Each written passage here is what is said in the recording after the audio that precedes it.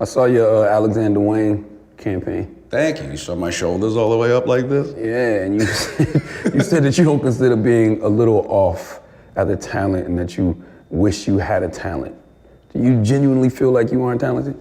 I feel like I'm good personality wise, and I feel like I care, and I just like, I'm not gonna bullshit you. Mm-hmm. And I think in this business especially, not in life, I'm not saying I'm the only one that's an honest person, I'm just saying in the business we're in, that is off-putting. Absolutely. That is like, fuck you, what are you know what I mean? So they tell everybody to be real, but then when you're real, they're like, ooh, this guy's crazy. Yeah. This guy's an animal. So it's definitely like a dangerous thing to do, but like I said, I'd rather just like be fully ahead of it.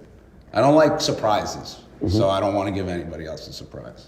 I think, man, you know, being a little off and being yourself is a talent within itself, especially being under so much public scrutiny like you are.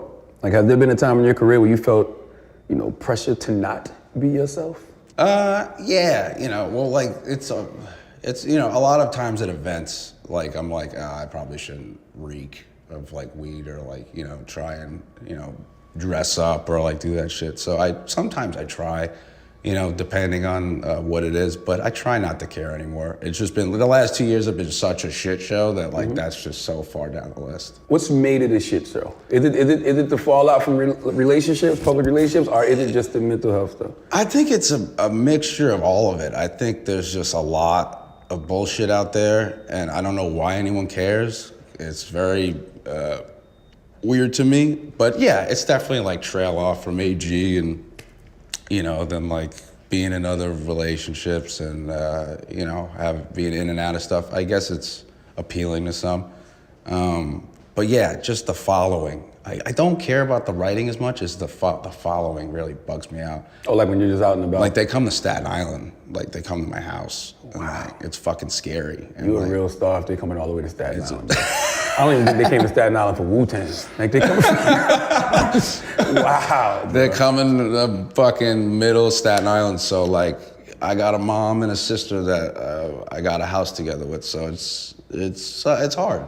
It's really hard, and I can see it in their faces, and that sucks too. So like, if you could be kind of my fucking family, that'd be nice, everybody. So do you get security for them, or like what do you do to prevent them from just pulling up on your lawn? We got high-tech security. We always have goons at the house now.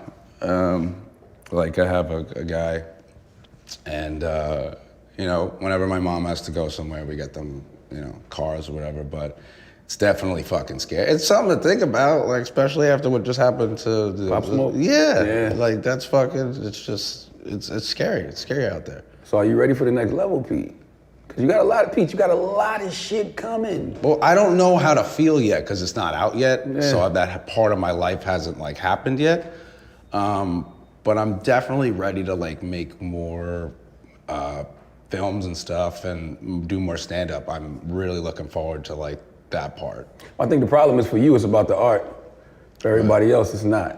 It's just about the light that's gonna be around you, the heat that's gonna be around you. Yeah, I don't know if I'm ready for that shit. I'm taking media training classes, how to ignore. I might become one of those sunglasses all the time people. So you don't see it. Then they're gonna really say you a douche. Well, I think it's just because people don't want to see how sad they actually are. I used to be like that guy. Yeah, I used to be like, wow, that guy's an asshole. Then I'm like, maybe that guy was having a rough day. Yeah. Yeah. Because you look back on it, you're like, what the fuck? Yeah, dude. Like, and then sometimes you see a picture and your eyes are like this, and you're like, I'm wearing shades. Fuck that. Is looking in the mirror hard? Yeah. I don't like how I look. I fucking freak out. I don't have mirrors in my house. What? In my basement. Because I live in the basement and my mom and my sister live upstairs and they have mirrors, but I don't have no mirrors. No mirrors? No, it doesn't work for me. I had a really rough time in high school, so like I still have like fucking PTSD from that shit where I'm just like, But you used to get teased in high school or something? Oh, all the time. It was so confusing. Cause like my dad just died, so like you would think like they'd be like fake nice, but not in Staten Island. They don't give a shit down there. It's old school. How do you stop running from yourself, Pete?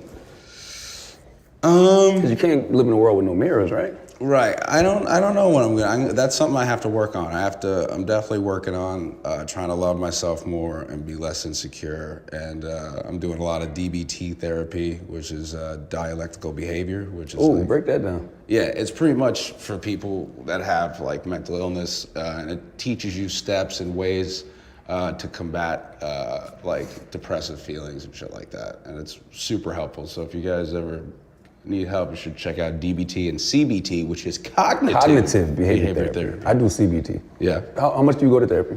I go 2 people once a week, so two sessions a week, and yeah, sometimes it's just sitting there and just talking, but like it's always been helpful to me.